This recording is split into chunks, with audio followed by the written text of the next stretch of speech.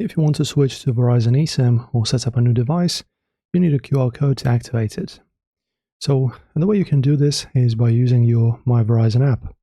So open My Verizon app on your phone, go to Account, Devices, activate eSIM, and follow the prompts to generate a QR code for your device.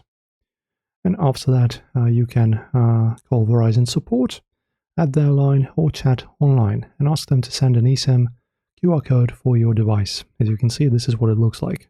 They also provide the little tutorial on how to scan it and activate it. You can receive it via email or display it on your account online. And you can go to a Verizon retail store as well. A representative can generate an eSIM QR code for you instantly, ideally if your phone doesn't support the app method or if you need help with activation. And that's it. Now you know how to get your Verizon eSIM QR code from the app, customer support, or in-store. Enjoy your new connection, guys, and see you in the next video.